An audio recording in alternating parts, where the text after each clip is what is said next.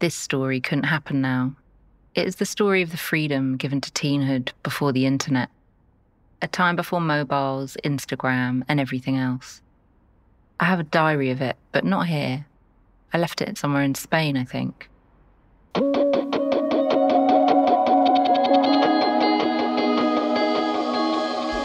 Do you remember it, Celia? We're 15, a good age. 15 is all about us, me and you and our teenage best friendship. Sweet 16 is documented, legalised, and everyone is desperate to turn it. We all know 16, but 15, there's something under the radar, free, forgotten about 15. We are always smoking small bags of weed full of seeds and laughing our heads off. The city is ours and we are free to explore it.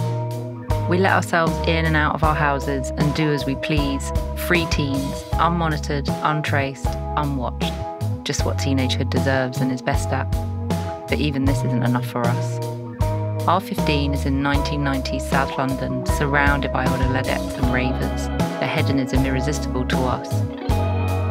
We are too young really to take part, but when is being too young ever going to stop a teenager doing anything?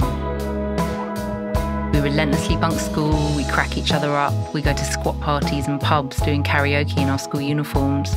We sleep in beds together. We talk all day and all night because we never want to stop. We go clubbing in the West End on weeknights in our older sister's clothes. The joy of doing all the things that aren't meant for us. We go to all the gigs, are there at all the club nights now living on the lists of wasn't it great in the 90s. We look so young and somehow this keeps us safe. The adults we party with are protective of us and our love of sneaking in. The rest of the city sees South London as a bit rubbish. It is a bit rough and we know it. Taxi drivers don't go south of the river. But we get a feeling that us South Londoners might be destined for more. We sense it coming in the 90s culture. Kate Moss is from Croydon, Naomi Campbell is a Streatham girl, and Tim Roth is about to blow our accent up across cinema screens in Pulp Fiction. Forevermore will we shout along with him to the opening on the CD soundtrack. It is a robbery because we're robbing the 90s of everything it has to offer. The world can be ours and we want it all. We are ready for our very first road trip.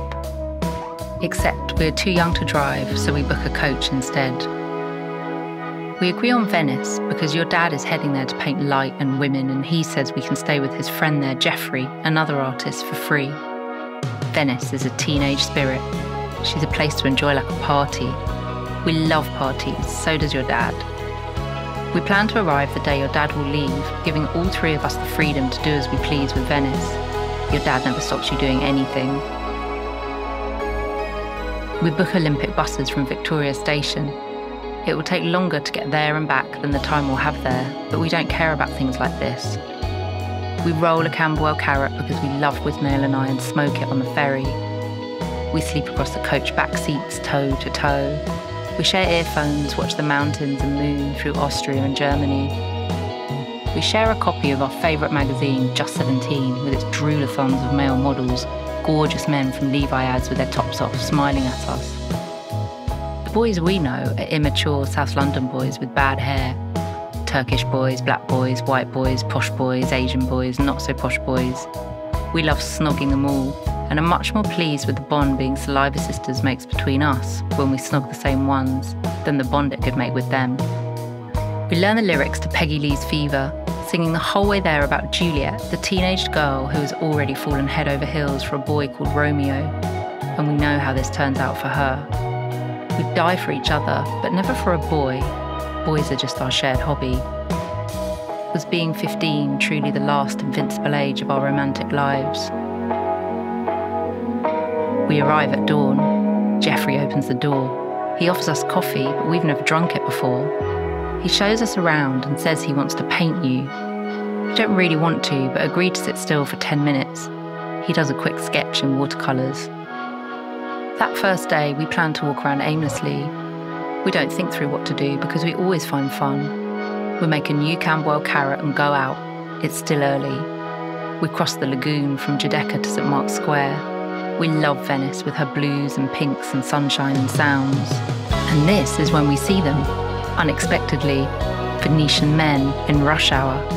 So exotic, so beautiful, so Italian. They're all in sunglasses. It's definitely the sunglasses that starts it. Designer sunglasses in October. Who does this in England? We haven't seen men like this before. We haven't seen them in the teenagers we know. These men are like the models promised to us in Just 17 and on TV screens. We start out just admiring them. We smoke the carrot and watch them. We get up higher on a bridge for a better vantage point. He was our first one. Even now, I just still love him.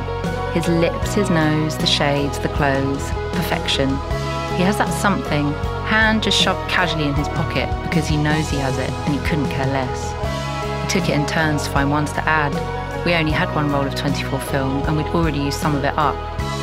Some nearly get away, some we nearly miss, some we creep up on hiding behind fountains. We're in hysterics. The ones that get away are frustrating to miss, so we start approaching the Venetian men, asking them to pose for us with us. They are flattered and find us funny and charming. We aren't shy because we simply don't have a self-consciousness around men. They are our playthings. We don't realise that it won't always be like this. We decide to print the photos there. My dad always prints my family's photos and we definitely don't want him to see them. We order 2 copies. I see us up on that bridge, in the sun, waiting for the photos to develop. It's like our teenage selves knew to record this time, the time of 15-year-old us and all our unruined power. When we get the photos back, my album has a red sailboat on it and yours has gondolas. Somehow in that moment we knew we'd need them for posterity. The only photo of the 2 of us on that roll is the one your dad takes. We bump into him on his last evening, painting on a canal, and he takes us to Harry's bar for aperitivi, and we ride the Vaporetto back with him, all 3 of us laughing, stoned and drunk. This is the only time we see him. We miss the coach home and borrow money from Jeffrey to buy train tickets, promising him that your dad will pay him back. On the train, we find yet more beautiful, exotic young men, French students on a college trip. They have a guitar and we smoke and sing Bob Marley songs with them in their couchette. We drift around Paris waiting to connect trains and fall asleep on a park bench.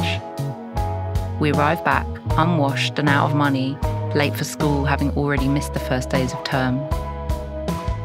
In so many ways, this was our last hurrah. We quickly turned 16. We found boyfriends and made them our focus.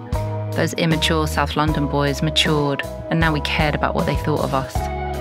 We started sleeping in beds with them instead of each other and were disappointed that they didn't want to talk non-stop. We started looking that dangerously bit older and suddenly the men we crossed paths with on dance floors and at pub bars looked at us differently and wanted to buy us drinks and we knew they expected something back. The trip was the loss of beginnings, the last of our innocence. But not in the way you'd imagine it if I told you 2 15-year-old girls went to Venice on their own and fell in love with the men there. This is a love letter to teenage girls, the ones we were and all the ones to come.